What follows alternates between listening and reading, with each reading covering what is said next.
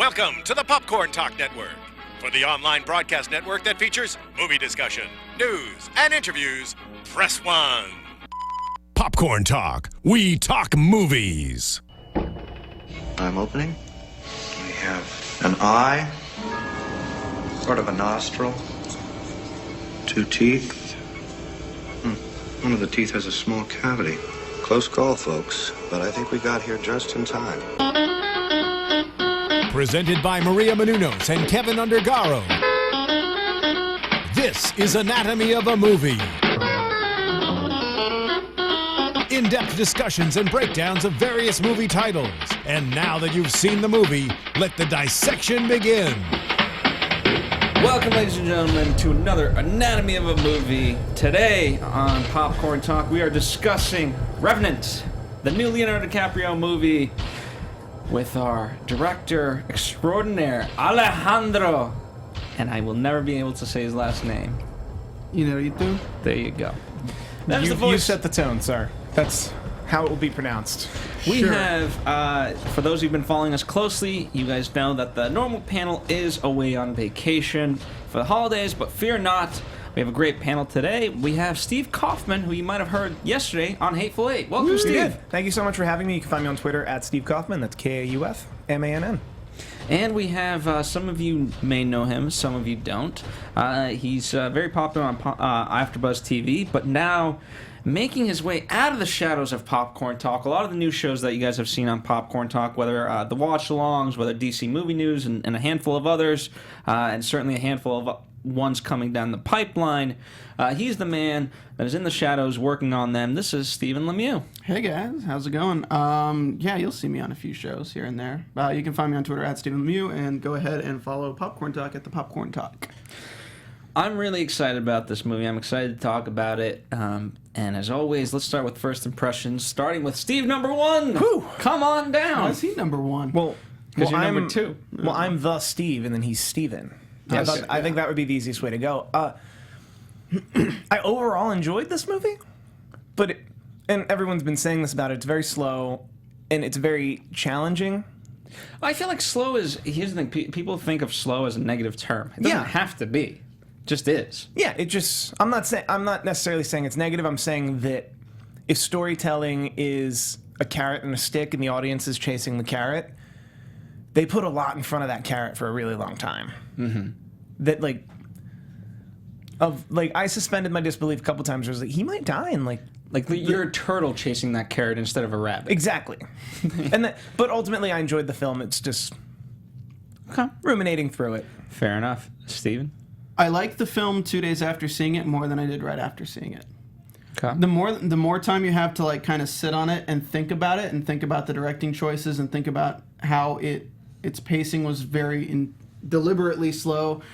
And I remember back to about an hour and 45 minutes in the movie, and I was sitting in my chair at the theater, and I look around me, and I took a look at the entire theater. And for a 2.5-hour movie, and to be 2 hours into something that's that slowly paced, everyone was like this. There was no one talking. You have very, very silent scenes in the movie where there's no noise in a theater. There's just wind. Yeah, the theater was packed full of people, no noise. Everyone was so intent on it. And what I realized is that I'm just going to say Inarritu because I don't want to go into that. And that might be how you pronounce it. I don't know, guys. Sorry. What I've realized is that he created solitude in cinema. He did such a phenomenal job of showing solitude and how Leonardo is such a small piece of this world. I mean, he's just one man. Mm-hmm. So he's battling the elements. The world is unforgiving. Everything is against him. And of course, by the end, we get the whole thing with him coming up on Fitzgerald. But no, I think the more I think about the movie, the more I like it. By the end of this review, I'll probably like it even more. There you go. That's the hope. I mean, to me, I love a good Western, and this was...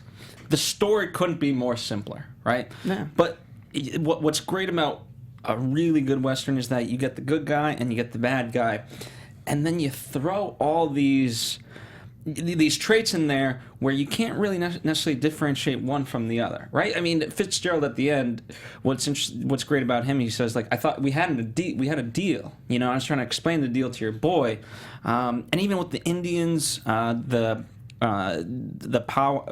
Pawnee, they're kind of on their own, and you know, yes, towards the end they're okay with him, but obviously, you know, even though he saved the daughter initially, they didn't know that, so they were going after him like white man, Indian, it doesn't matter. Everyone has their morals, and the fact that we never really go into here's the good guys, here's the bad guys. You gotta make up your mind about all of this is what's so great. And you know, really, it is. Every one of these people had like a very much internal struggle, but they found a great way to externalize it.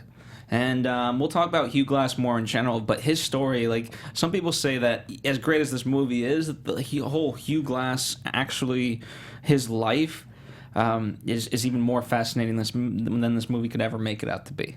Definitely. Yeah.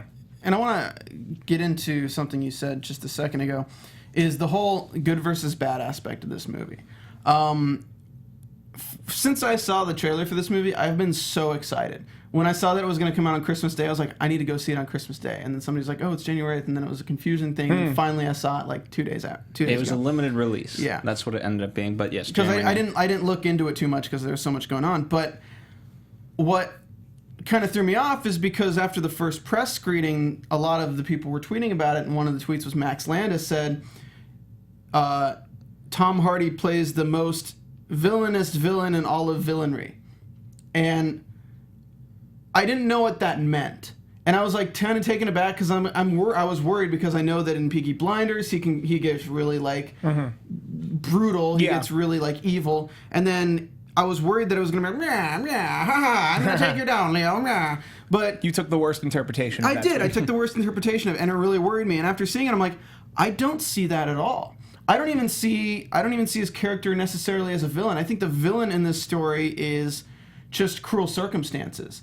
Because Tom Hardy, his character Fitzgerald, I can't really blame him for the decision they've made. You're in a position where you have one guy leading the charge of 200 men on this trapping expedition to get pelts. Yeah.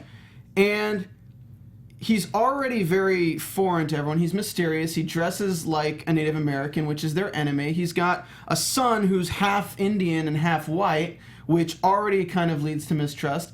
And they get attacked by Native Americans and only 30 people are left when this is the man leading them. And he's not very outgoing either. No. You know what I mean? It's one of those things where you're not really helping your cause either, buddy. But he wasn't even there.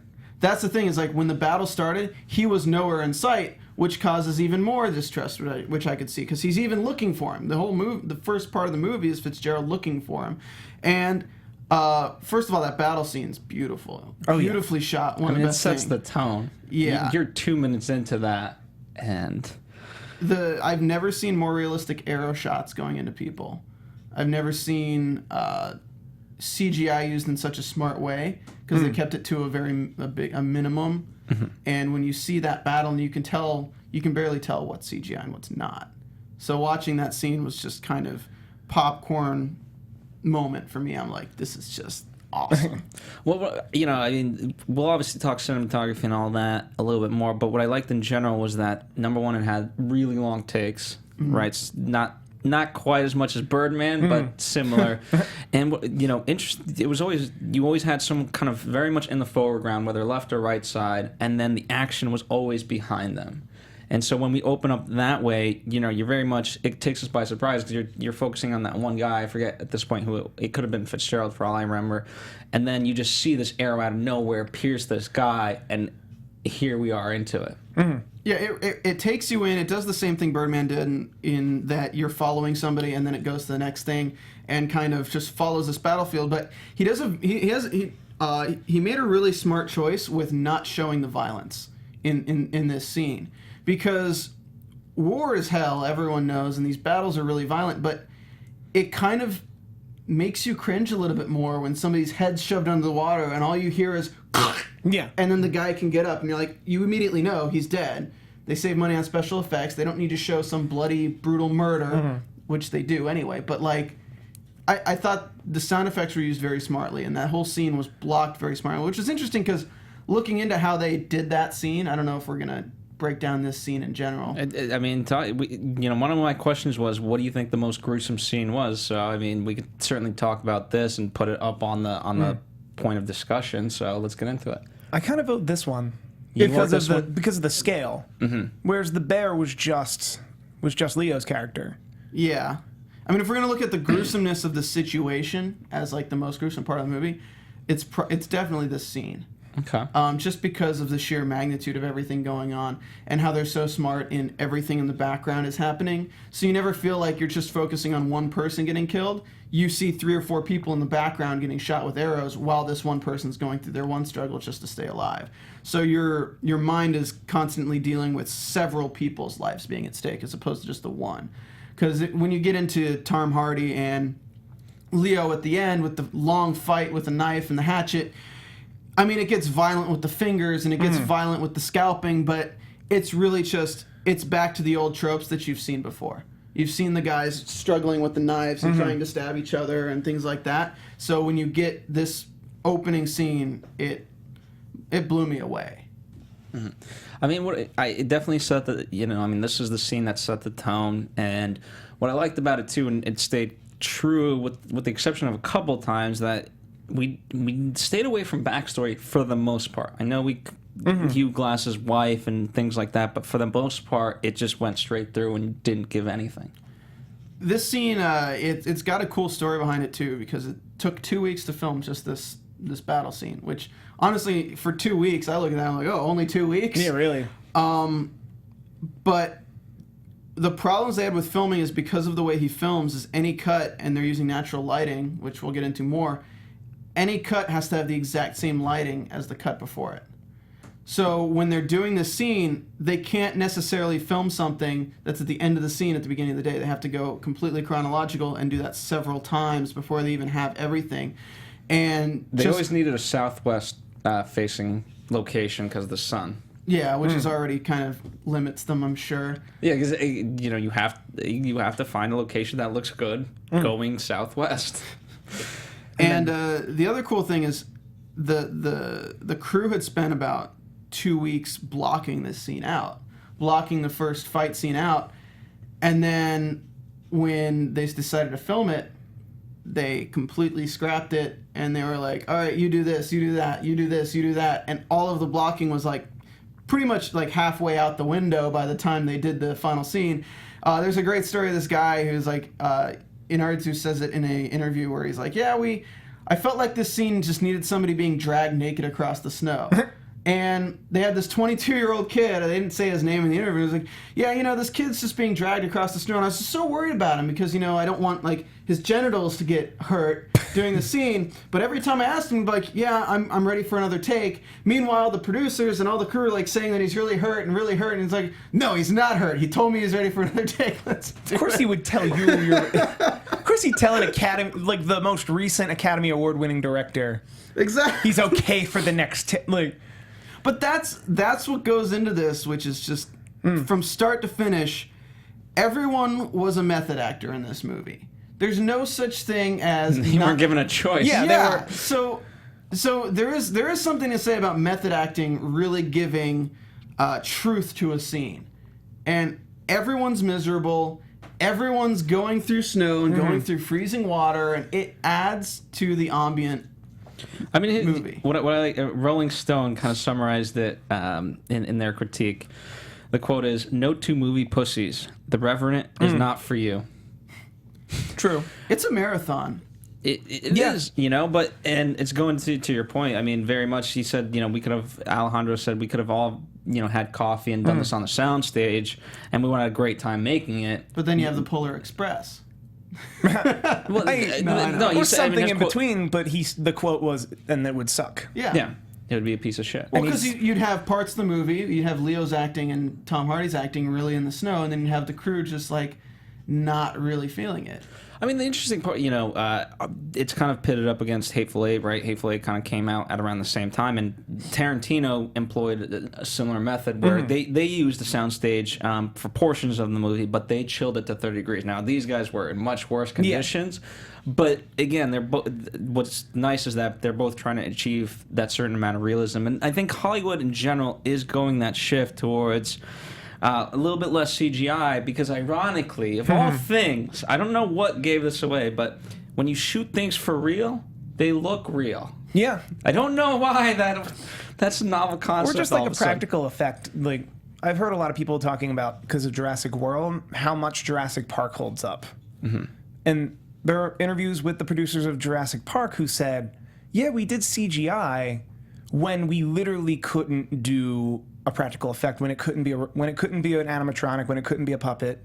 Yeah, and that's why even Star Wars now, we'll talk about that in terms of boxes. But the reason why that's doing so well is because people like the practicality of everything. I'll also tell you this: it's a huge shift. Movies don't look as good on your TV nowadays, because TVs have far surpassed the level of definition that CGI can really look good on in some aspects. Like if you look at anything in an HD TV, or especially like a 4K HD TV nowadays, which is what the new rage is, everyone's watching in that. Everything that's CGI, it might as well be a doorknob that's going to turn in a Scooby-Doo episode. You're like, oh, that's CGI. Yep. You know exactly what it. Because even if it, like a lot of CGI, because even if it's rendered better than the actual thing, then then you can pick it out. And if it's rendered too poorly, you can pick it out. It has to.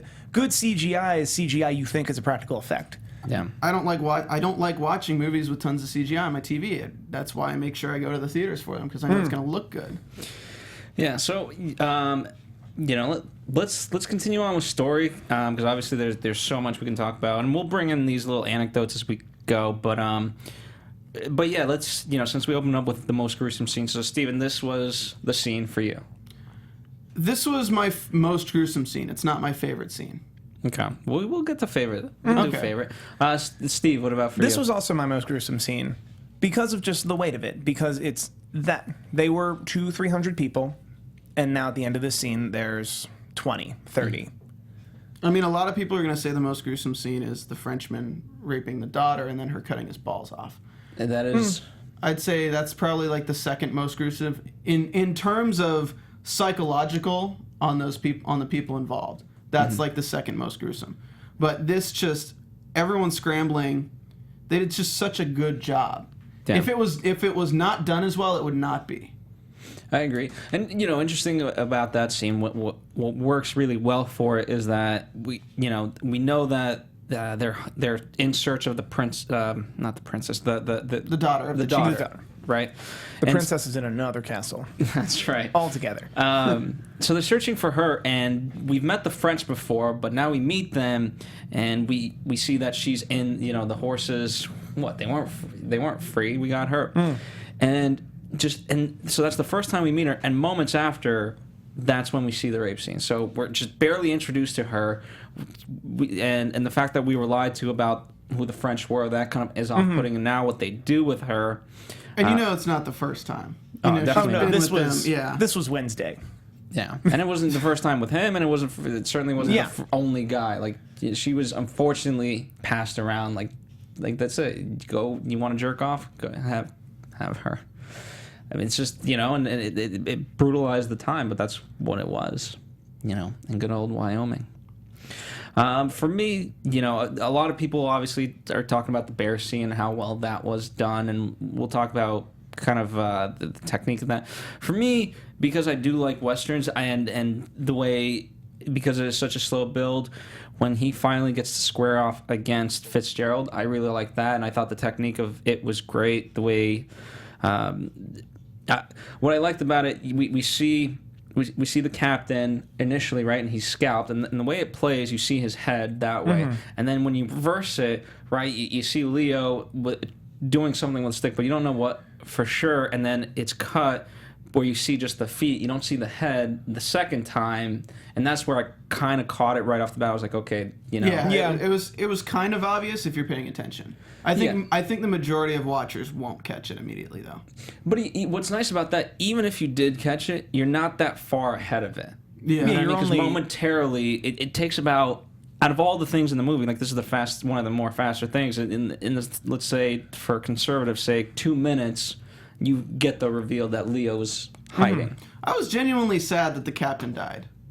You know, I knew he was going to die, but at the same time, I was like, this is a good man. Yeah. You know, he really cared about the people on his expedition, especially Glass. And he put his neck out there, and he tried to do his best.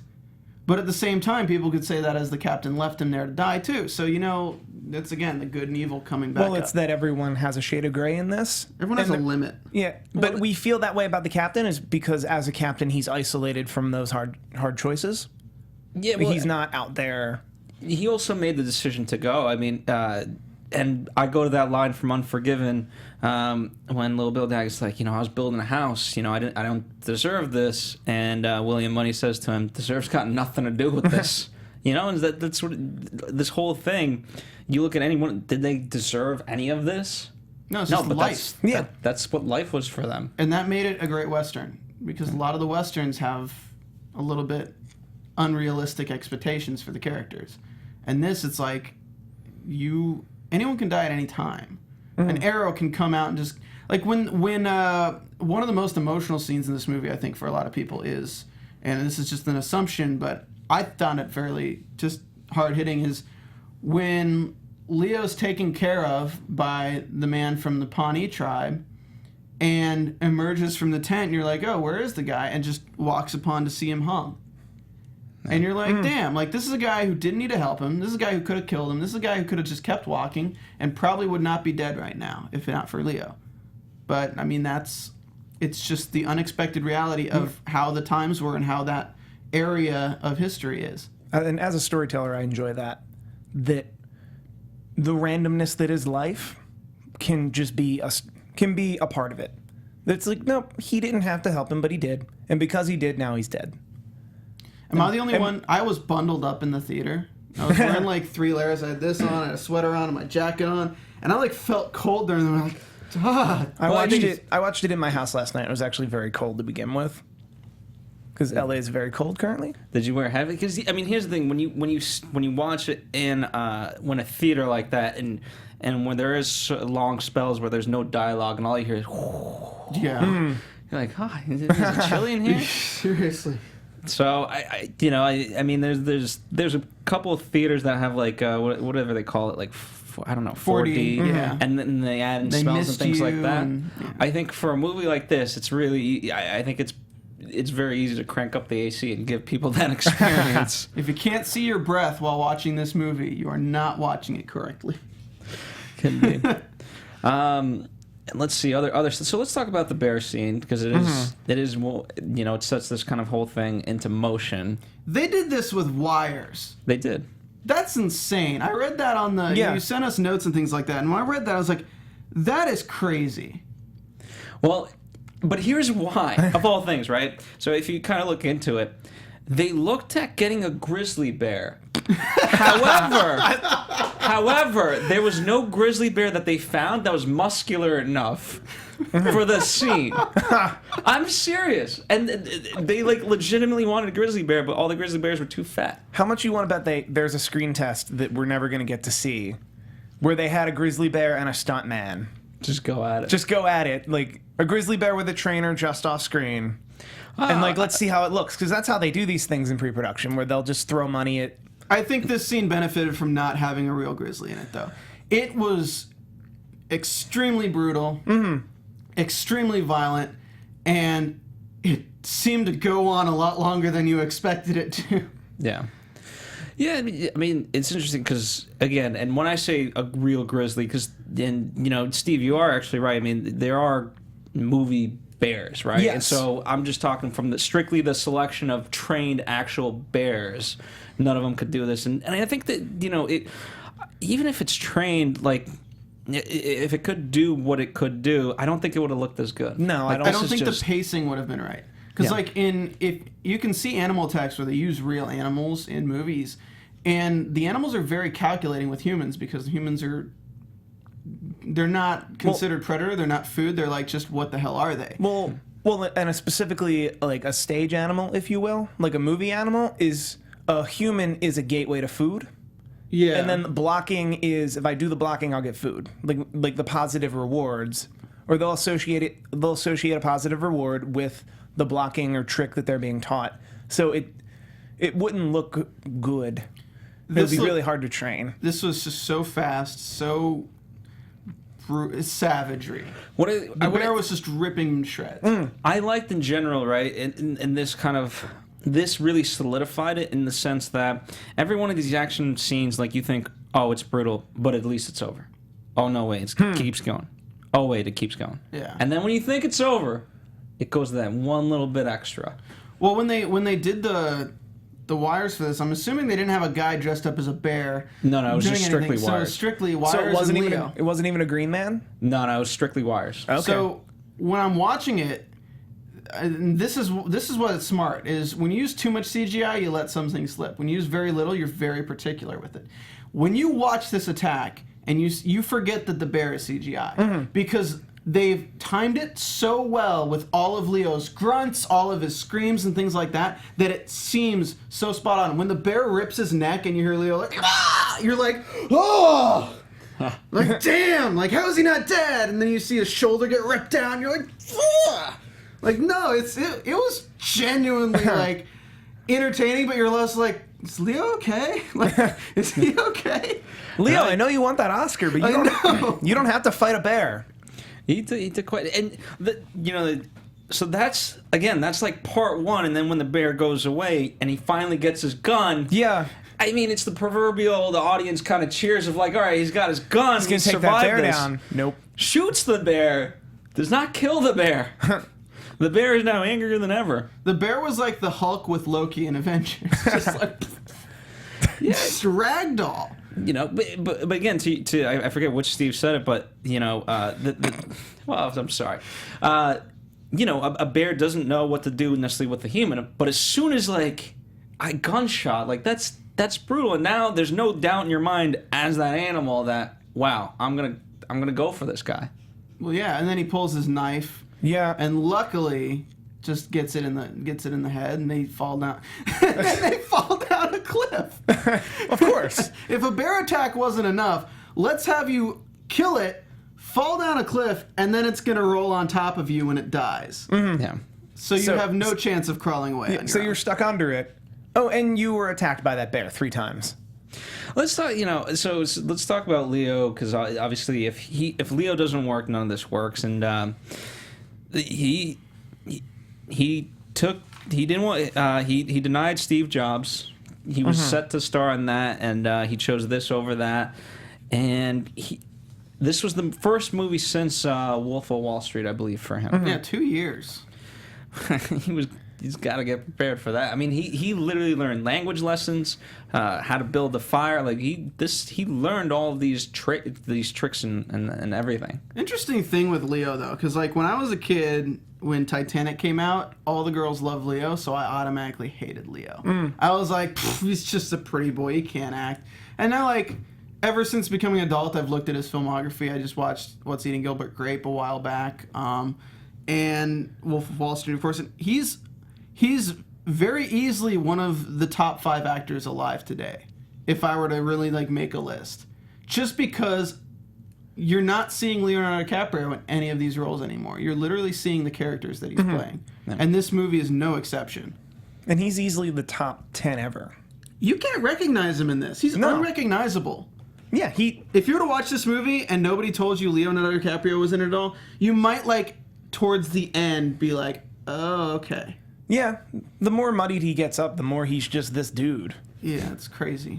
I mean, he's gone on record that these are some of the hardest scenes he's ever done, rightfully so. I mean, and I don't care, like, in the river scene, right? That was, like, he really didn't utilize a stunt double. Tom Hardy a couple of times, but, I'll give even credit to him, but Leo really didn't. And I don't care what kind of a wetsuit you have, to do that river scene regardless. Oh, that's That was another one of the controversies on the set, was the wetsuits. One of their stunt guys had a wetsuit that ripped, and they had to pull him out. And it's funny because when the director's talking about it, he's like, "Yeah, we pulled him out and got him help within 10 minutes. After the scene was wrapped."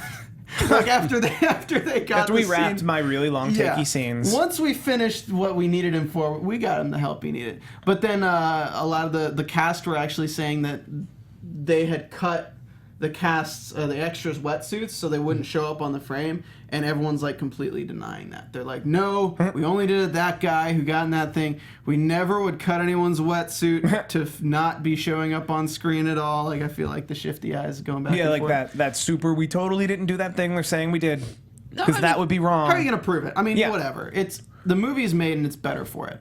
Yeah, I mean, that's the thing. Like, is this?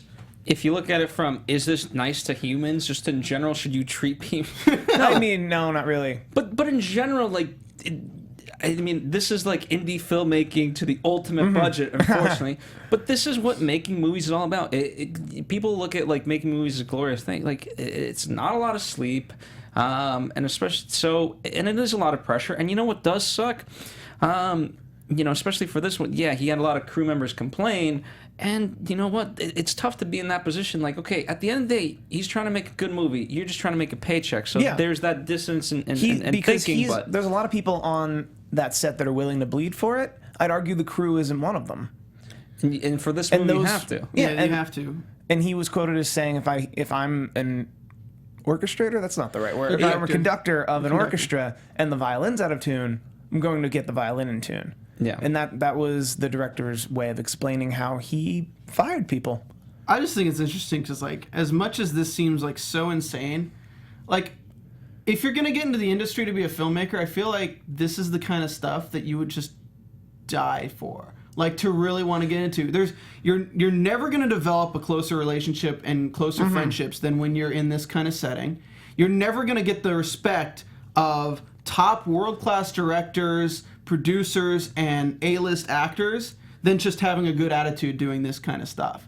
I mean, this is a career maker. A lot of stunt doubles have said that. They're like, this is one of the things that I'm really hoping bolsters my career, because something like this looks really, really good for somebody like me. Not to mention, if you're a stunt person, your line is very further away than a crew member's line of safety. Yeah. Because your job as a stuntman is to, as safe as you can, do something very dangerous. So dangerous that the film actor can't do it.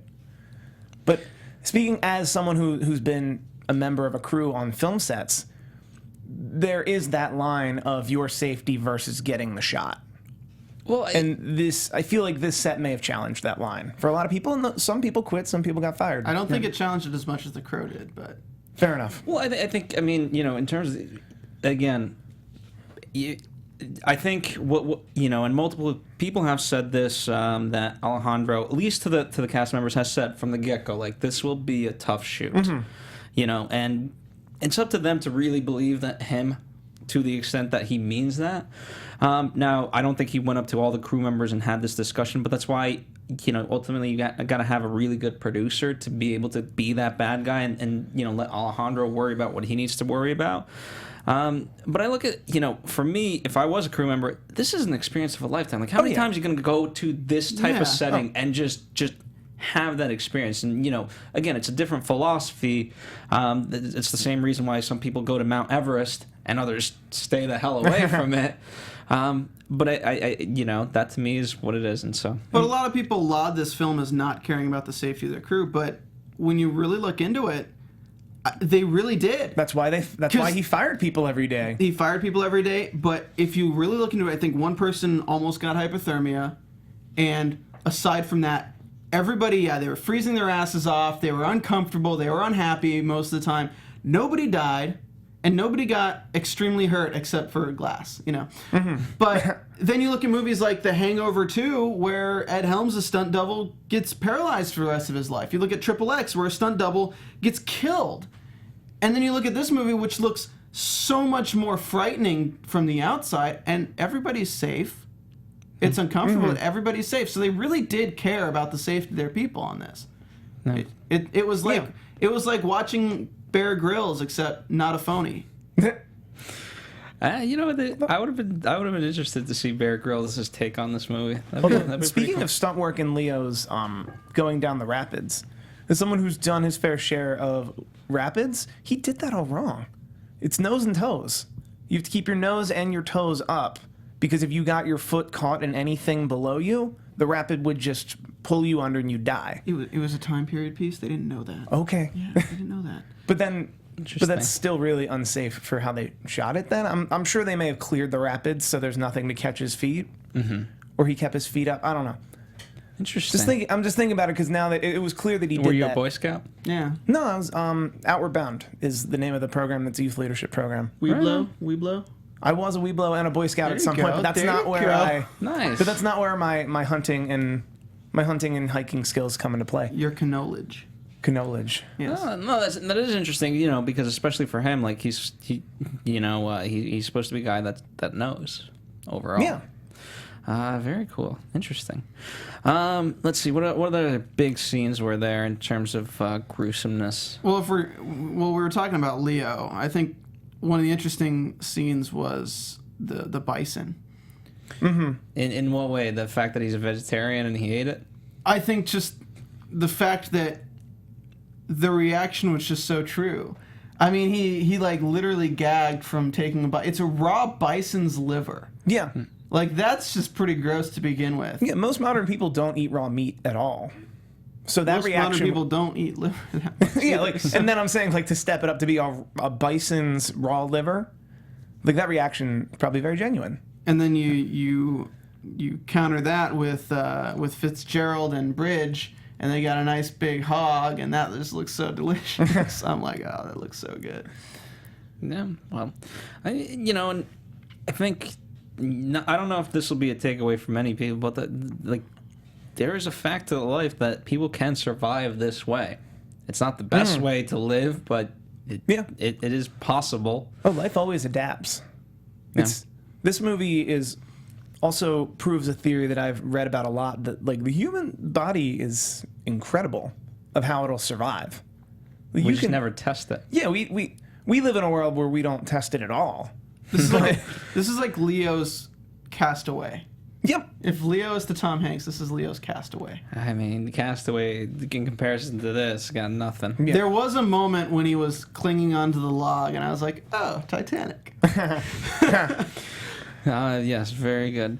Also, is that just a rumor around Hollywood that Leo doesn't like to get in the water?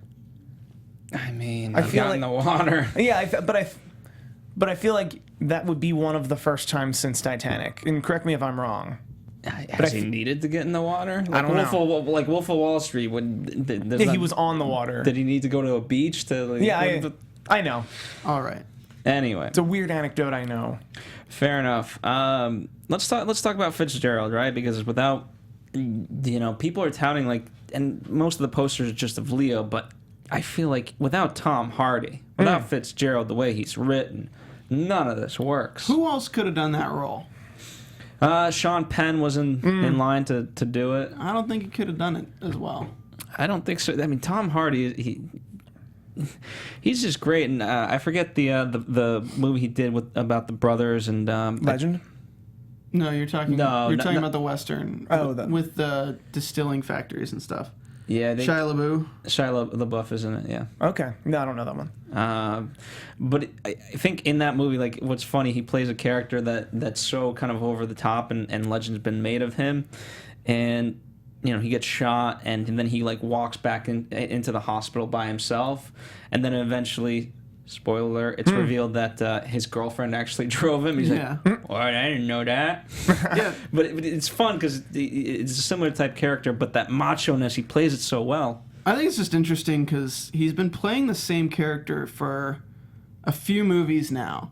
Because it's just he went from Batman, I'm speaking very clearly to you, to like in Peaky Blinders and in the movie we just talked about. In this movie, we're like, and Mad Max, we can do that. Yeah. I'm telling you that these trapping furs are worth what I want to get paid for. Like, he just went to a very, like, can't even talk kind of character mode. Yeah, I mean, I think it adds, in these regards, it adds to a mysteriousness where just, I don't know, perhaps by that accent alone, you can't really trust them, even though if you just had, like, let's say the lines of dialogue on a piece of paper, he's not that far off in terms of his thinking. I mean, the real, him trying to escape and trying to get to Texas and rebuild his life, like, there's that bad side to him. But other than that, he's humanized pretty well. Was it in this, or was it somewhere I read about how he doesn't read scripts? It was in this. Okay, yeah, I thought that was really kind of cool, where Leo actually had to come to him and be like, read the script to get him to do the movie. Leonardo DiCaprio has to tell you to read a script. There you go. I mean, it's interesting that he doesn't. I would never know. He seems to choose movies really well. I don't know what the full process is. I think he chooses movies that he'll look good in really well. But I think he's got a great team behind him. Yeah, and he doesn't get brought stuff, I'm sure, that doesn't make sense. But I mean, if you wanted to read the script of lines for his character for Mad Max, it's probably just like this. but maybe even, like this first half. But even so, I mean, it's just kind of, it's always a scary thing when you leave it up to people, because how many times have there been movies like, why did he choose to do that? Tom Hardy is the guy from Entourage. You know, he just lets the other guys make the decisions for him. Yeah, and he just I does get the it. movies. I get it. And then shows up and works. And does a if fantastic job. And if the movie's not so fantastic, oh well, I showed up and did that. I'm talking about Legend specifically, because he was great. The movie didn't live up to him. Oh, I haven't seen that yet, but I'm glad Leo convinced them. You know, and I do think he was a better choice than Sean Penn. I mean, if you kind of go back into the development of all this, I mean, this was optioned in 2001 before the book was even ever written. And, you know, it's gone through. It was supposed to be Samuel L. Jackson. It was supposed to be Christian Bale. I don't think Samuel L. Jackson would have made sense for the part. I mean, I get where you're going with, because yes, he's supposed to be a white man. But at the point of development where they had Sam Jackson, he probably would have been perfect for that movie. I just mean with Sam Jackson wouldn't have made any sense in this movie. They never would have let Sam Jackson with that. You want me to do what in Alberta, Canada? Sam Jackson will do 30 degrees on a soundstage. He will not. I mean, I'm sure he would have done it. I'm sure Sam Jackson could have done it. I just can't imagine Philip Glass being like, "You killed my son, mother." Like, I just can't imagine him saying "mother effer" in this movie at all. I mean, he said "mother effer" multiple times in Tarantino movies, so I don't think. But I see what you're saying. In Revenant. Yeah, you don't see him like in this movie, like for the script. You don't see him disappearing into a role like Leo did. I think the only time Samuel L. Jackson really disappears into just a character is in Tarantino movies. Otherwise, he's always like, "Oh, there's Samuel L. Jackson." But but the character he plays in Tarantino movies is usually Sam Jackson as the character Tarantino wrote for Sam Jackson, so it works. But he's great. Yeah, he's great. I think he's fairly untested Sam Jackson's fairly untested as an actor that it's probably all there, but he's become so well known as that character from Pulp Fiction that people write stuff with that in mind, and then he fits that perfectly too, like Sergeant Fury. Mace Windu. What do you guys think about Christian Bale if he had done it? I mean, he's also, I would put him on, not star-wise, maybe not as much as Leo, but I think in terms of crazy, in a good way. Method-wise, he's up there. It's batting percentage versus Leo. He's not up there yet. I don't think I would have liked it as much. I love Christian Bale. I think he's a fantastic actor, and I think he makes a lot of good movies. I don't think he would have portrayed the character as well. Okay. Because he's wordy in a lot of his roles. I don't know how to explain it. He just has an air about him that is different from the character of Philip Glass. Hugh Glass. He's stone-faced in a lot of stuff too. That like his ability to emote that would be necessary for this movie. Maybe I haven't seen enough Christian Bale, but like a lot of stuff I've seen of Christian Bale, he relies on his words because he's a very stone-faced person. I think Christian Bale would have been a great choice for Tom Hardy's character. Yes.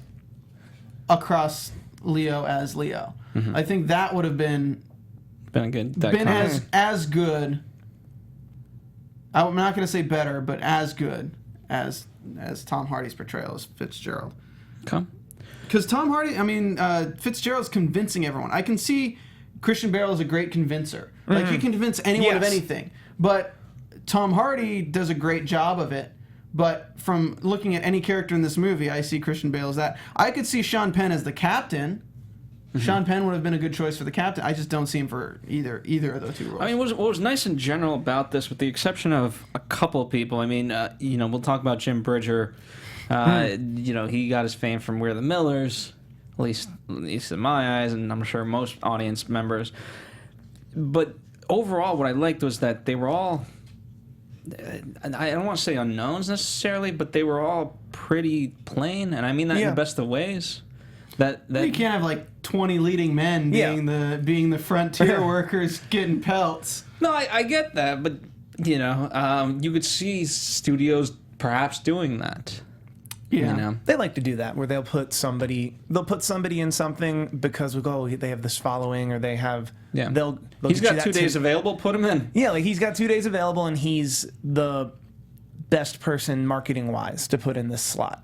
Yeah, that's how a lot of studios think. And obviously, we didn't get that. I mean, everyone felt real. And you talk about Leo, you talk about Tom Hardy, but I will say, at least early on, these poor guys that are part of the crew that are never going to be talked about on any of these award shows, but they're right in there. Yeah, they're acting for all those days. One of the stunt guys was tweeting about how it's like, it's a great movie, guys. Please go see it. I won't see it till January 8th because I didn't get invited to the premiere, but please go see it. That's exactly my point. So let's talk about Jim Bridger. Here's a young boy that turned into a man, thanks to Fitzgerald.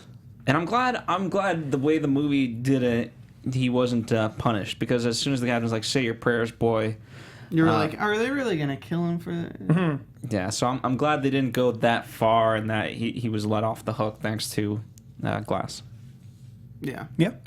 I think he did a great job with the character. The actor is, a lot of people would never consider him like a leading man kind of actor. So he's great for the role, but at the same time, he has just such a young look that it's perfect. He was an awkward look. I hate to say it, but I was trying to avoid saying that, but yeah, he looks very awkward, but that is kind of the times back then. You have people who need to provide for a family. They could be 12, 13, 14. This is like, as Tom Hardy says, like, you're just a kid. You're a boy. You're not a man. You're a boy. Otherwise, you would have pulled that trigger a long time ago. And then, otherwise, you would have prepared your flint. Otherwise, you would have actually had your rifle ready to shoot. But yeah, I thought he did a good job as the character. It was believable as somebody who's naive and young, but actually in good ways. Mm-hmm. Fair enough. That's the other Steve. I pretty much echo all that. I enjoy, and like, in this world where everyone's a shade of gray, because he's so young, kind of has a bit more of a moral compass of like what's right and wrong, and he needs to be convinced. He needs to be convinced to leave the character for dead, whereas that's not the case. That's not the case the other way. So he kind of, depending on where someone falls in that shade of gray, could be someone's avatar in this movie. Well, his character is, as you said, he's young and he's innocent in a way that, like, people look at racism today as something, and it's taught. It's taught. Nobody is born and they're like, I don't like people of another color. And this is an example of somebody who hasn't had experiences to taint him against Leo's understanding of Native Americans, or against Leo's son, who's half Native American. He's even drawing like the spiral on the water thing. It's a very Native American symbol. So you have him kind of being on Leo's side, and he's developing a friendship with Hawk, who meets an unfortunate fate. We'll talk about Hawk in a moment. And it just, I think it was just a very well done character, because he's oppositing Fitzgerald, who's been scalped by Native Americans. Why the captain ever thought that, like, leaving him with a half Native American boy and Leo was okay in any sense of the word, we can say that maybe that was his side of just wanting to get out of there. Well, but it was also his side of, as a captain, you need to make a decision. Yeah. You need to make a decision that makes you look better. Yeah. And I mean, he was going to he was going to kill him. Yeah. I mean, let's not exempt the captain from many No, things. I'm not. He was very much ready to kill. Leo, yeah.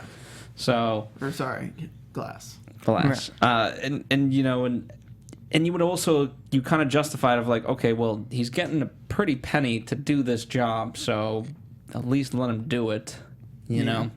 And how hard is it to bury someone properly? You know? Hastily? Very hard. I mean, While they're alive? he was digging out solid rock, it looked like. Yeah. So let's talk about Hawk. I thought the actor who portrayed him did a really good job, and I thought Hawk in general was a great character, even though short-lived. Well, you know, what really endears me to the character of Hawk is just the humanity he has and how his story wasn't finished. And that really made me like how they wrote him into this story, because life is not like this whole planned out thing where, you know, you have your beginning, your middle, your end, then you die. This is a character that has a backstory of his mother was killed, he was burned, lit on fire, a man was going to kill him, and Leo killed a lieutenant to save him. And then he grew up with Leo, and it was always, if you're breathing, keep breathing. If you're alive, stay alive and keep moving. And you want redemption for this character. You want this character to get his revenge. You want this character to actually succeed. And his story was definitely not over, but it was cut short. But even the way Glass treated him, he was like, "You shut up. What are you? You know what I mean?" It wasn't very much like, "Hey, good job standing out." You know, it was very much like, "Know your place." Yeah, Know your place and stay alive. Yeah. don't talk. But at the same time, you can also look at the fact that what would have happened if he didn't speak up at the moment when Leo's getting snuffed? Because if, like, hypothetically, let's say Fitzgerald smothers Glass. Do you really think Hawk would survive the trip back to town? No. That's a good question. You know what? I don't know. That would be an interesting story. I mean, knowing Fitzgerald, probably not. But again, because there is a slight, perhaps redeeming quality to Fitzgerald, there's a chance of maybe. But then, even if he gets back to town, like, what kind of life is he gonna have?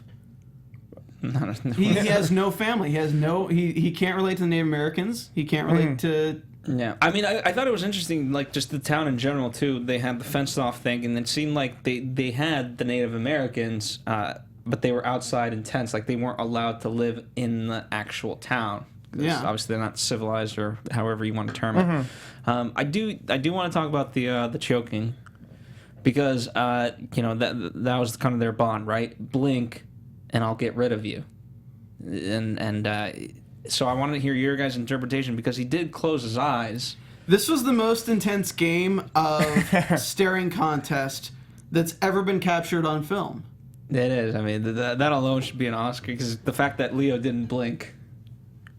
Yeah, that's incredible. Like, I can go a long time without blinking if I'm not thinking about blinking. But then, so like, for somebody to say, "Don't blink," And it wasn't one of those things that was slowed down, because you can always tell when something's just slowed down. So, like, you know, you don't blink, even though, like, it was 5 seconds and you've extended it to 40. Yeah. well, it's great because in the scenes, every actor has an intention, and in this scene, the intention of Fitzgerald was to get Leo to blink.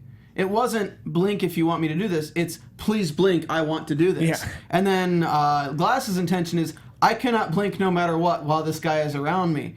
But you don't get just like, here's the deal. Here's the deal. If you blink, I can take care of it all. You know, you won't have to worry about the pain. You won't have to worry about You don't have to getting do your back. Tom Hardy Yeah. impression. You're bordering on a Jimmy Stewart. Oh yeah, good show. But no, you get that. But he doesn't stop. Like it's like, let's wait 30 seconds after he says you can blink and I'll end it all, and then say all you have to do is blink, and then wait another 30 seconds. And, you know, if you just blinked, and it's like Leo has to sit there and just wait. Like, will you just go away already and stop saying the deal again? Because if I blink any time in the next 5 minutes, meanwhile I'm bleeding out my side, my shoulder's bone sticking out, my neck's kind of thing, and I want to blink. Meanwhile, if he if he could speak at that point, he probably would say, if you want to kill me, just kill me. Don't play a silly game. Well, he did say that. He said, I don't speak. Oh, yeah, okay. I don't speak that language. I did think that Leo wouldn't be able to speak for the rest of the movie because I thought the way his neck was that your damaged. his trach came out, maybe. Yeah, I did think that was going to happen. Obviously, it didn't, and he was able to speak and speak fairly well and easily afterwards. But for the time being, the acting was great, and that he was very it was very strained for any words. Yeah, no, I agree. I thought that moment, but again, it just comes down to how you interpret it now. Again, because we know this is probably like the 10th time in the movie that we've heard like, hey, if you have a breath, you fight on. So we obviously know Leo's sort of mentality. But it also could be a case of like, okay, does he, is it do as I say, not as I do type of thing? I just want to die. I don't know. I know that he's very good at clenching his teeth and spitting at the same time. He did that. Very intense eyes in his face that time. When you're watching after they stab Hawk. Because, like, as a father, you're watching your son be stabbed to death and dragged off. And you can't do move. anything. Yeah. I mean, that's terrifying. As you said, like, that was all he had to live for. And I don't think we talked about, like, what Revenant actually means. And I didn't really know what it fully meant until after the movie. It's a spirit of sorts, right? It's someone who supposedly dies and then comes back. Yeah. Which... Again. It's basically. Yeah, pretty much what happened. Yeah. Without sexually, So in terms of that, the whole movie is about revenge, right? And that the revenge is in the title of the actual book that this was based on. But I want to ask you, is because the closing part of it is he is not the one. Revenge is in the creator's hands. And so he's not. So is he redeemed? Like, what is this? This is gonna be the biggest reason why people walk out of that movie theater not liking the movie. And I disagree with them, but I'm going to say, like, the average viewer is just going to be like, what the I sat through all this? I wanted Leo to get that ass, and he didn't. Yeah, like, a lot he of put him in a river. Yeah, so many people are just going to be so angry that it wasn't Glass who carried out his revenge. But the entire movie leads up to that being his understanding. I mean, from the beginning to the end, it's distinct with, this is a world. Nature is the enemy here. It's not your other people. Everyone's a victim of circumstance. And you know what?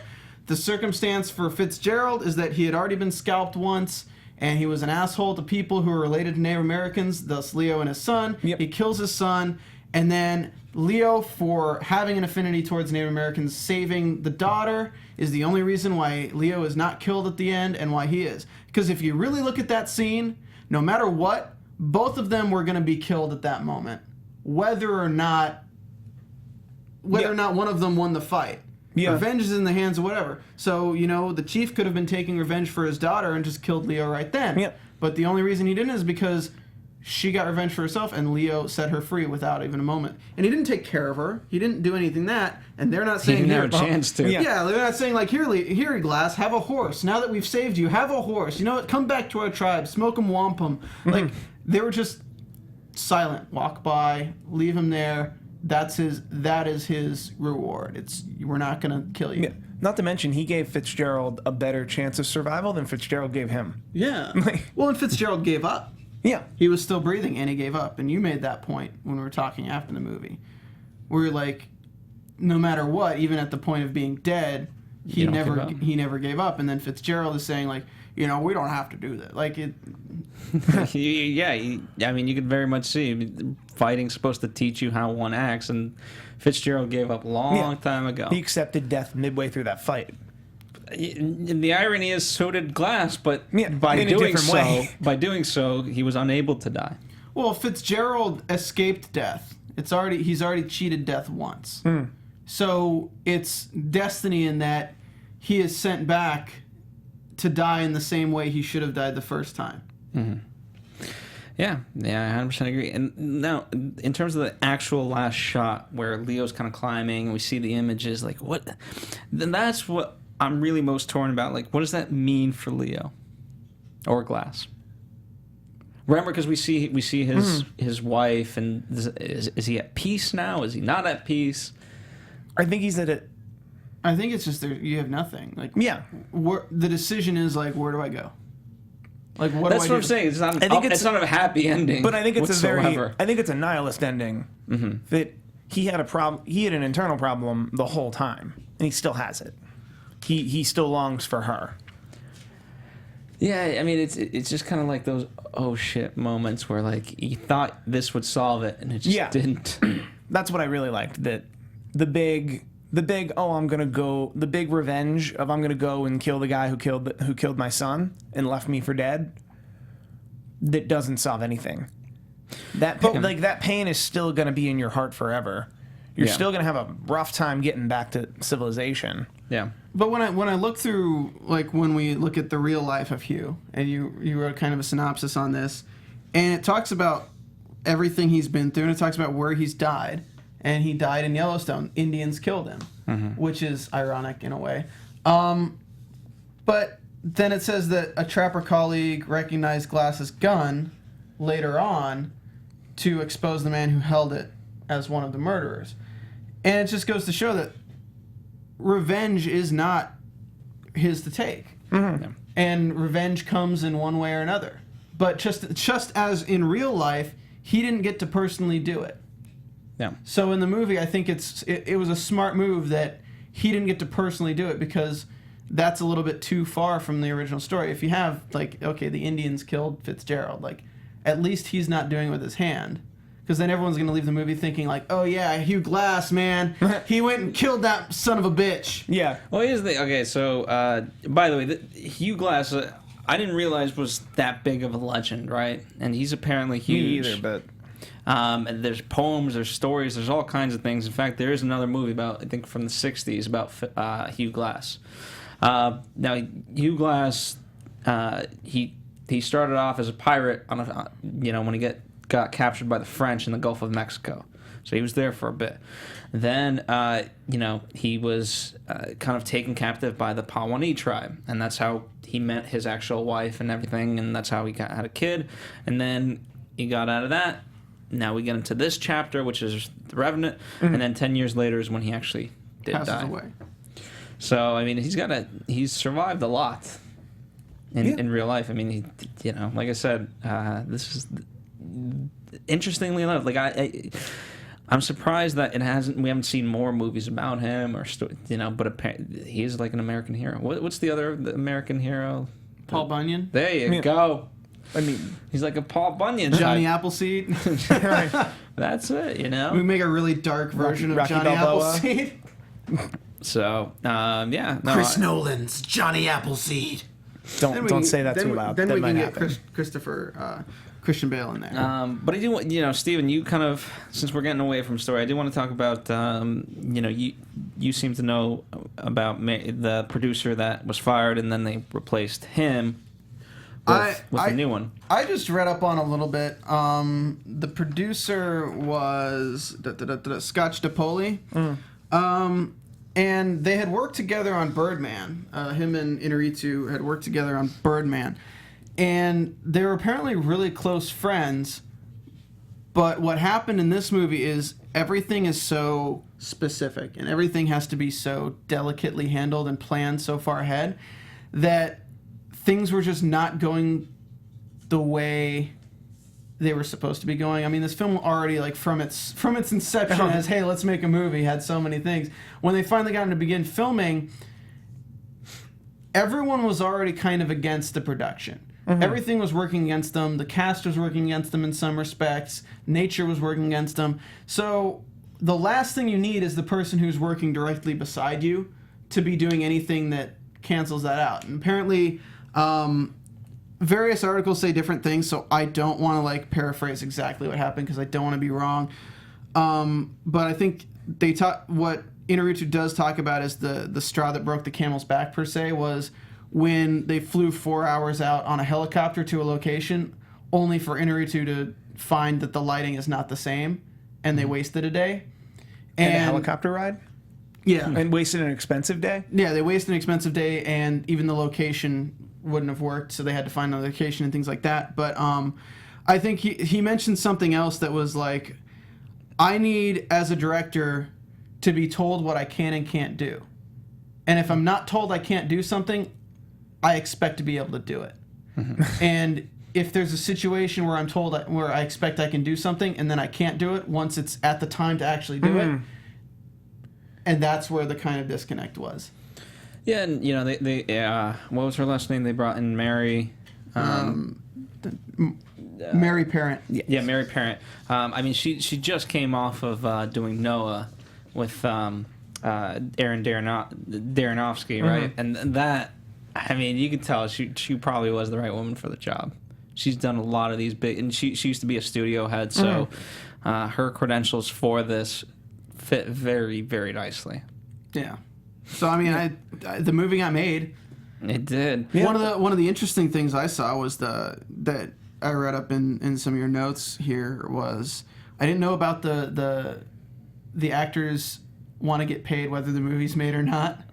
Well, I think that's especially for someone like Tom Hardy and Leo, you know, because there's so many times, and especially like Tom Hardy gave up Suicide Squad to do this, so. You know, very much like if you're going to put your time into it, just so many times there's these various negotiations. So yeah, you know, some projects unfortunately get scrapped, and it's like, okay, well, I put my time into it. I'm not getting paid for that. Yeah, or I'm not getting paid enough for that, or I'm giving up a lot, and especially in Leo's case particularly, like, he's learning 3 languages. Like, for a star of his caliber, a pay or play contract isn't unreasonable or out of the ordinary. Especially like last movie, Wolf of Wall Street. That's standard for Leonardo DiCaprio. What's the 3 languages? Does he speak French at all in this movie? I think he might have learned French. I think he learned a bit of French. I know he took language classes to speak I don't know which tribe. Speak Pawnee. Pawnee. There's the T and then there's the Pawnee. Yeah, he learned to speak the 2 Native American languages. So both of them. Yeah. Got it. So, but yeah, like, you're gonna get ready to eat raw bison. Like, there's a lot. Climb inside a horse and pull like Skywalker. Like, that was great. Yeah. so it's the only thing they had. Oh, sorry, I'm not even gonna say it. So Steve, before we went on air, you talked about the article that just kind of recently came out just a couple hours ago about Leo's connection to Star Wars. So the article pretty much states that he turned down a chance to play Anakin Skywalker in, I guess, episode 2 and 3. And his reasoning was he didn't feel he was ready for it, which turned out to be a good call for him. Yeah, because he would have been very out of place in those films. Yeah, and you got to think that was what, 2000. Titanic came out in what, 1996, 7. So he was 90. I think it was later 90s than that, like 98. Maybe I'm wrong. He was like probably 17, 18 at the time. Yeah, so I think more than that. I mean, I think he was older then. Well, no, he was an adult by then, and I think because he took a bit of time off after Titanic because he didn't. Like, if you were to ask him about Titanic now, he would tell you it was the worst choice he'd ever made. Not for the acting, but because of what the film became so big that he got backed into a corner as an actor that he didn't like. Mm-hmm. That he kind of had to wait that out. Well, you know what? And Star Wars was right around that time where he was waiting it out. I think that was the best choice for him. I agree. Whether or not he agrees with me, I agree with me. Well, because I think he, as he is, would have turned in a wonderful performance. And I think it would have been completely wasted on those 2 movies. Yeah. Those 2 movies that weren't... Well, let's not get into that, right? That were uncaring about great performance. Anyway, and I think the article kind of, at least if it's the same one, it ends up, well, obviously now he's competing against Star Wars. Yeah. Come these many years later. And it's a stretch of one, but Han Solo saves Luke Skywalker by putting him into a fur thing, which is what... a tauntaun. Which is what Hugh Glass does by going into the horse. I think it's fun. I think it's so funny, though, because I thought about that when I was watching the movie. Oh, it's like Star Wars. And then I thought to myself, oh, wait, Star Wars only did it because it's actually a viable survival tactic. Yeah. And I was like, oh, Star Wars did not invent this. It was actually something around. Yeah. Well, to be fair, Star Wars is a long, long time ago in a galaxy far, far away, so therefore it was before any of this. Star Wars is historical. It's the bootstrap principle. Okay. There Okay. you go. Anyway, that's neither here nor there. Let's see. So one of the we alluded to the budget, but I do want to talk because it's one of the interesting things, and I would love to see kind of an actual breakdown of it, which obviously we'll never get to. Mm-hmm. But it went from they raised 30, then they were allotted 60, Mm-hmm. and then it just ballooned to 135. Do you think they'll recoup that? In time, Yeah. it's going to be a long forever, burn. yeah. Like a movie like this is not meant to make back $135 million. In a year. Not a chance. Steven's throwing out projections of $50 million opening weekend. Opening weekend, 75 million, guys. Let's do it. January 8th. Make it happen. When do Academy Award nominations happen? After January 8th, right? Like 12th-ish? Yeah, 10th-ish? give or take. Give or take. So this is going to come out before it does or doesn't get nominated for an Academy Award. I mean, it's got For Golden whatever. Globe nominations, like that.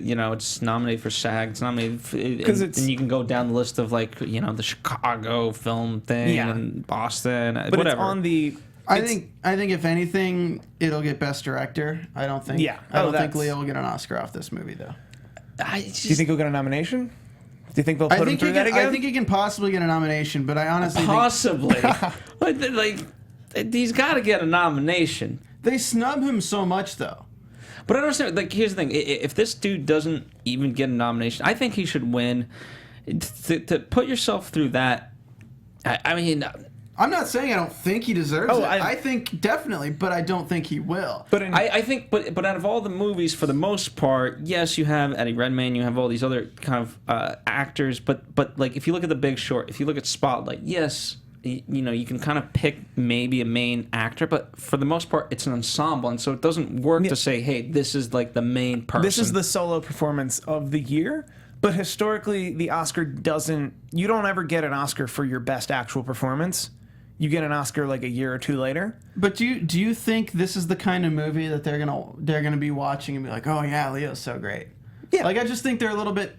I mean, no offense to them, I just think they're a little bit too uppity and artsy to really give this movie the credit it deserves. I mean, this is a pretty artsy movie. Yeah, this is super artsy for...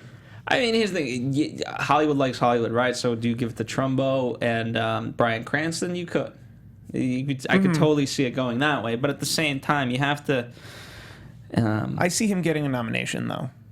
For the mere fact that it's such a meme. It's such a meme about the idea that Leo gets nominated and is arguably one of the best every year and then never gets the award. The fates tend to put him through that a lot. The fates tend to put him through that every time they possibly can. Yeah. I mean, I don't think he's necessarily award driven. I don't think he is. I at don't all. think he cares. I think that's why it's so funny that we're the ones talking about like when is Leo getting an Oscar because he wants to do stuff like this every year. No, Leo rubbed the magic lamp, and they're like, "You can be the best actor ever, but you'll never get an Oscar." And he's like, "I'll take it." Done. No, I mean, hey, there's plenty of that. There's plenty of great movies that never get any awards. Like I mean, plenty the of great Dark Knight actors. series, the fact that never got anything, like that's a great trilogy.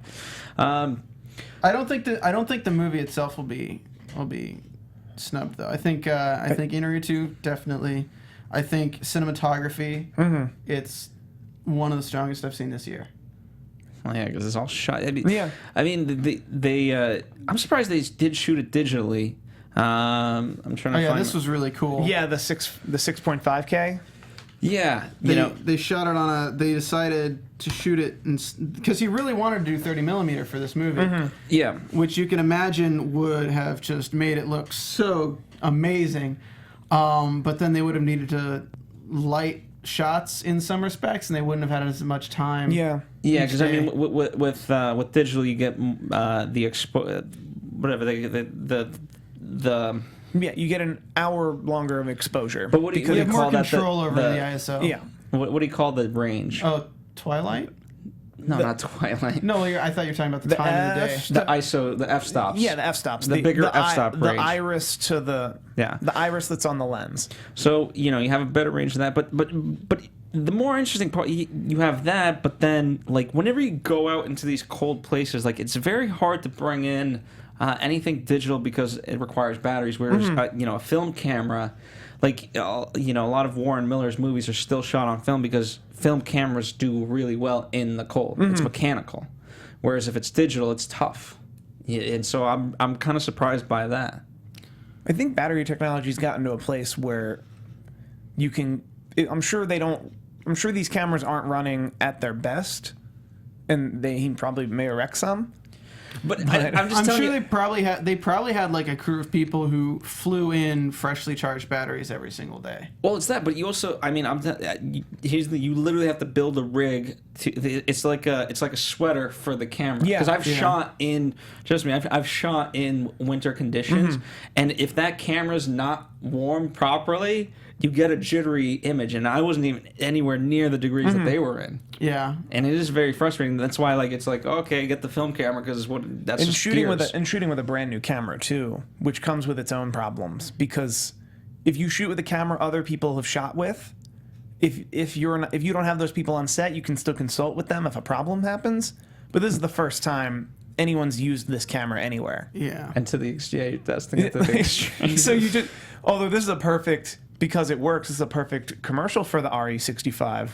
Absolutely. Hey, that thing was shot on it. It works for them. This movie worked in this cold. I think this will be a cool movie to see the behind the scenes on when it comes out. I think so. They shot it in sequence too, which is almost unheard of these days. Yeah, and they didn't. They were told he was told he can't do it, and he's like, "Oh, we're gonna do it anyway." Well, because that goes back to what he said about a producer.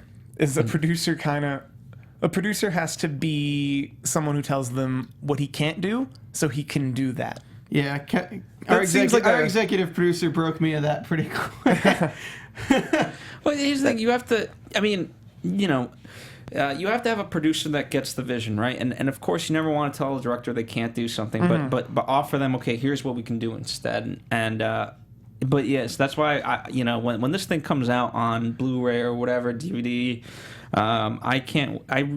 Behind the scenes have kind of died down as like a production package just because I don't think most people are buying Blu-rays. Yeah, but it's still there.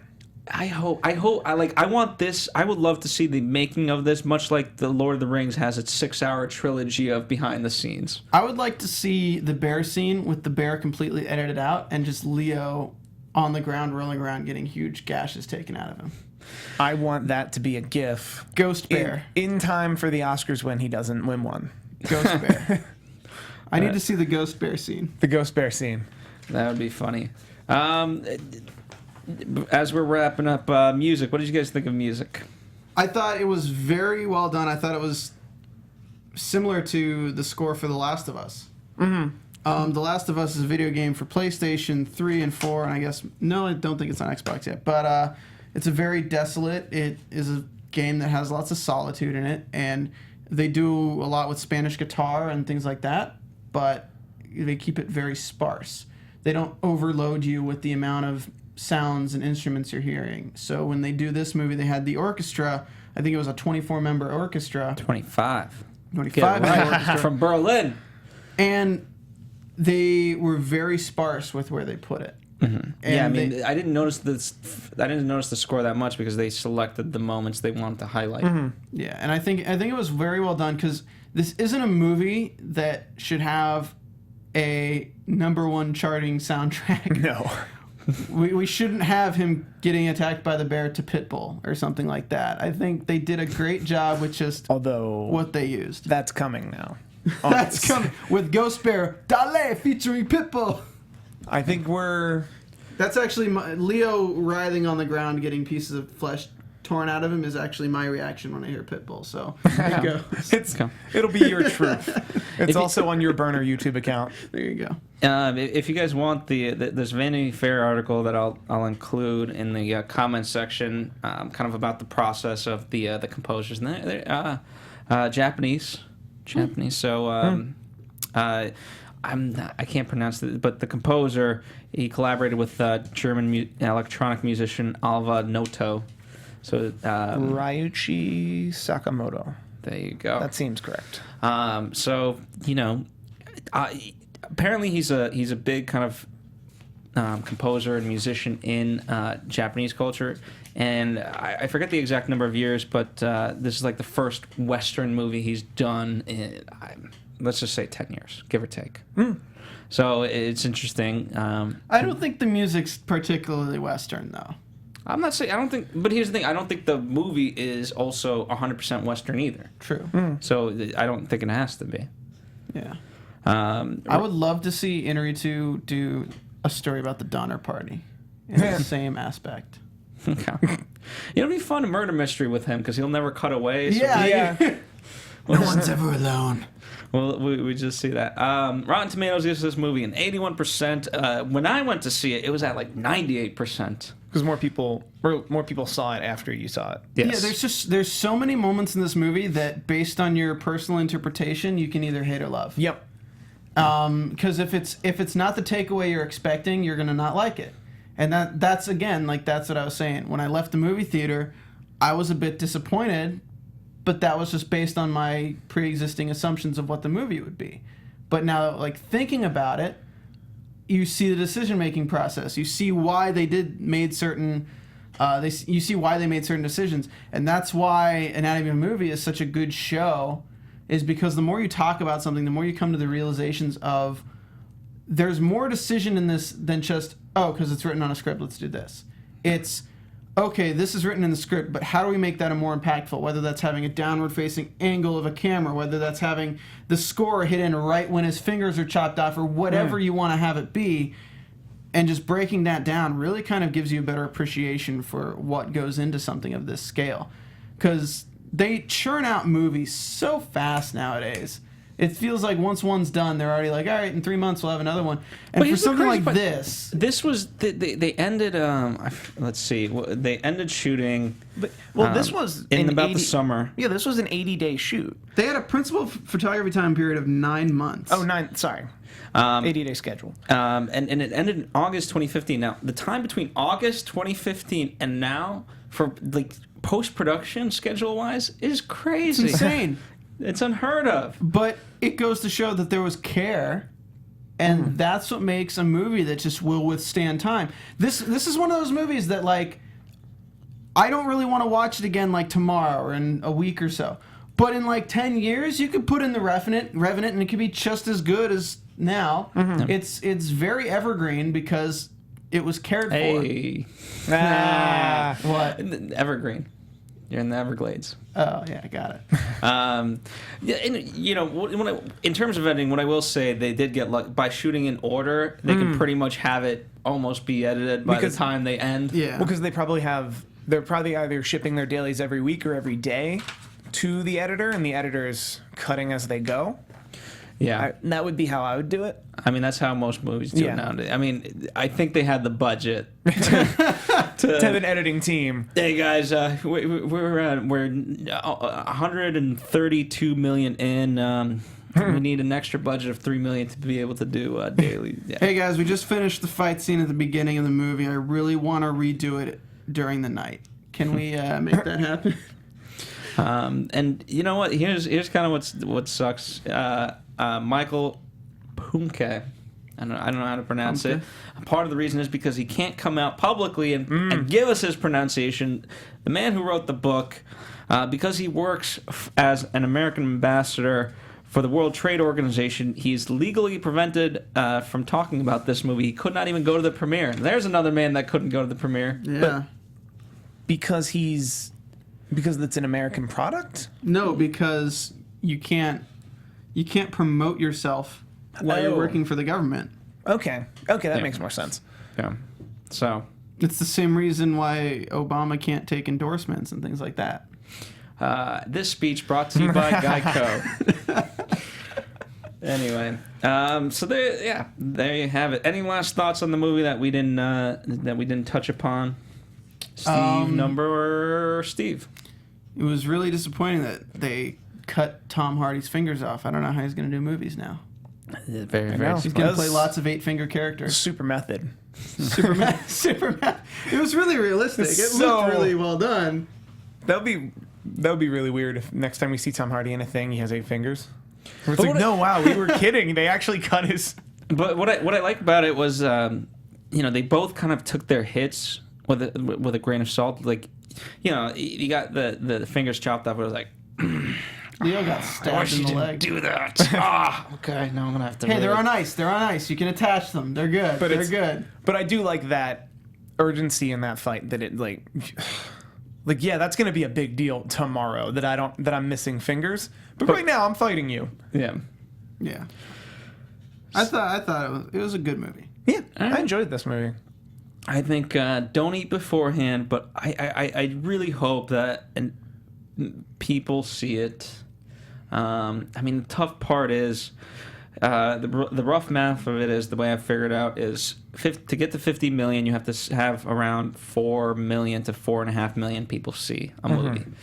So I think that's going to be tough, but I really do want success for this movie.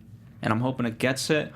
Critically, I know it will. Yeah. But box office-wise, I really hope that it can. So that way, whether it's Alejandro or anyone else can continue to make these big-budget movies in this sort of way. And it's not just like, oh, it was a failed experiment. Yeah. Critically, it did great, but whatever. Box office-wise, you have to look at movies like this that are on the Oscar train right at the same time. That it'll have a January 8th release, so it'll get released right before Oscar nominations. It's likely to get at least 1, if not 5 or 6 nominations heading into the Oscar buzz. I mean, and the cinematography, I think directing. I think Leo, and I think possibly Best Picture. This was rated R, right? Had to be. It's lucky it wasn't rated NC-17. But I think, I don't have the data in front of me, but I think there's enough data for R-rated single star, or I guess dual star films that are riding this similar Oscar train. I can't think of many that have done the 50 million in that time frame. I think they've done a great job with their ad campaign. I think if it doesn't do well in the box office, it's not for lack of trying. Because there's lots of movies that fail because their ad campaign is just the worst. Or that the studio gave up on. The studio didn't want to send good money after bad, if you will. Yeah, so because these ad campaigns are always super expensive. Like Good Dinosaur. Apparently, a lot of people like Good Dinosaur. Its ad campaign was virtually non-existent, and that's why it didn't do as well as it could have done in the box office. It flopped pretty freaking hard, even though it was still like #1 for a week or so. It was like a low #1. Fair enough. Well, there you have it. Let us know your guys' thoughts in the comment section below. That's what it's there for. And let us know what you guys think. I know, most of you probably will be watching this episode after it actually hits wide release. I know we get to see it before then. But you know what? At least it's there for you, so you don't feel if you didn't watch live, it's okay. Leave us a comment in March, April. That's right. The following January. Or 10 years when you watch it with Steven again. Oh, fun fact. I think you put it in here somewhere about the shirt. Oh, yeah. The Tom Hardy shirt. Yes, go ahead. So I looked up the picture. I forgot to send. Tell people what it is. So what they did is there was a scene where Tom Hardy had to be choked out, and he didn't want to have it done because he was just kind of fed up. I guess there was an argument between him and the director. So he would only agree to do it if he could choke out the director. So he choked out Inarritu, and they took a picture of it and they made it black and white tones and threw it on a red canvas and made it kind of like the movies, like the cast and crew shirt and things like that. Yeah, People I made survived posters. the Revenant. Yeah, right. Type of thing. Yeah, I think he's not pulling it up. All right. Well, you can look it up for yourself. Thank you guys for joining us. Follow us here at the Popcorn Talk. There's a plethora of movies, as I mentioned. Stephen Lemieux is behind the shadows, helping orchestrate all of those, whether it's DC movie news, Marvel movie news, Meet the Movie Press, Jedi Alliance, Box Office Breakdown, and of course Anatomy of a Movie and plenty of others. In the meantime, Steve Kaufmann, where can the people support you? People can support me on Twitter. I'm at Steve Kaufmann, Kaufmann, and I do a bunch of shows here in this room for AfterBuzz TV. In this room? In these rooms. One of these rooms, yeah. One of these rooms. Guys, you can find me on Stephen Lemieux, that's STBHNLEMIUX, as well as on a few other after shows at AfterBuzz TV, and I'll be making random appearances throughout Popcorn Talk. You guys will be seeing me there. Also, be sure to follow the Popcorn Talk at the Popcorn Talk on Twitter. I tweet out from there a bunch. I like to have conversations with you guys, so if you have any questions about the network, if you have any questions about the shows, just shoot them over there, and we will get back to you guys. And we'll be doing plenty of other anatomies. As I mentioned, Steve and I just did Hateful Eight. We've done a ton of others. So this holiday season, we've had a lot. I think just in the past day alone, I myself have done Concussion. I've done Joy. God. You've done the whole gamut of today and We've yesterday. of course done a lot Star of Wars. movies. So there's, and you know what? That's just this in this calendar year alone. So plenty of movies to look forward to in 2016. We hope you guys join us for the journey. We appreciate it. If you skip a movie or two, that's okay. Don't worry about it. Just the movies you see, come back to us for. We'll see you next time. Bye.